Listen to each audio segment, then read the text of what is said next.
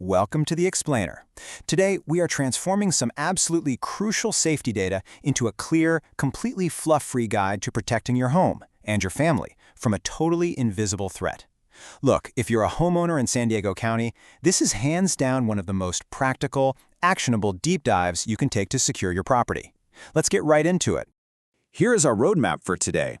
We're breaking this down into 6 really straightforward steps: the invisible home threat, common sources of leaks, the San Diego risk window, spotting the silent symptoms, proper detector placement, and finally, your emergency action plan. All right, part 1, the invisible home threat.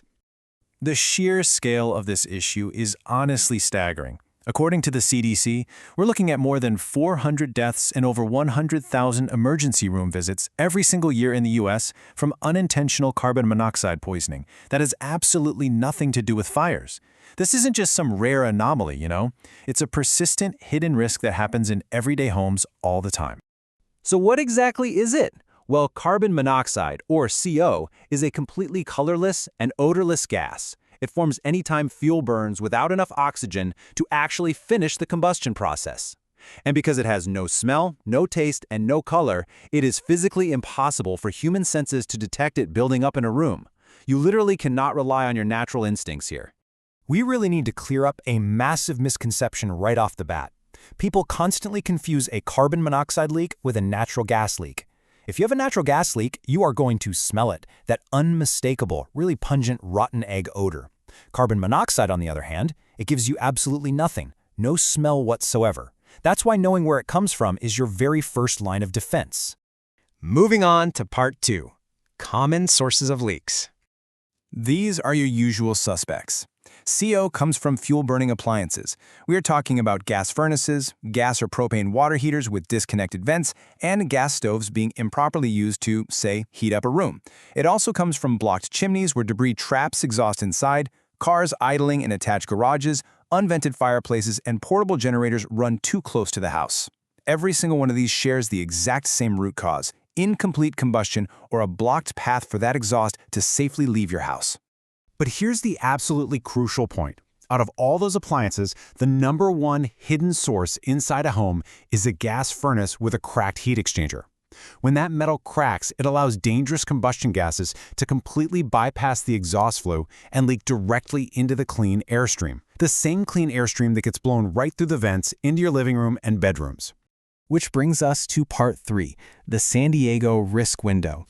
Southern California's famous mild climate actually creates a really unique trap for us. Because it's so warm, our furnaces sit completely dormant for 6 to 9 months out of the year. So a cracked heat exchanger or a flue blocked by a bird's nest, it can sit there completely undetected all spring and summer long. Plus, older inland homes in places like Escondido, El Cajon, or Vista often have these aging gas furnaces that haven't been looked at in decades. Meanwhile, newer homes present a totally different problem. They are sealed so tightly for energy efficiency that they trap combustion gases inside, whereas an older, draftier home might have just let those gases escape. Because of that massive dormant window, the absolute highest risk moment for a San Diego home is literally the very first cold night of the year.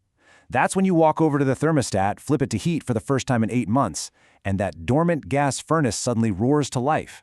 If there's a hidden crack or a blockage, boom. That is the exact moment the home fills with CO.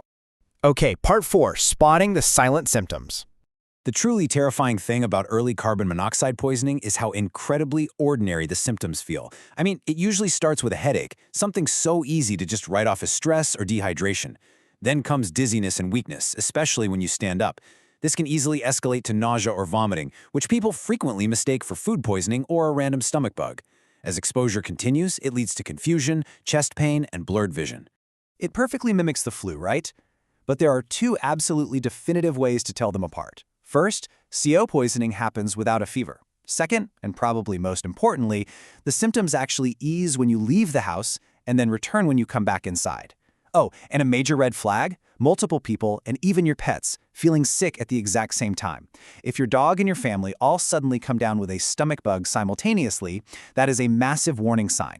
Let's get to the solutions. Part 5, proper detector placement. Here is your exact fluff-free checklist for installing these detectors. You need one outside each separate sleeping area and at least one on every single floor of your home.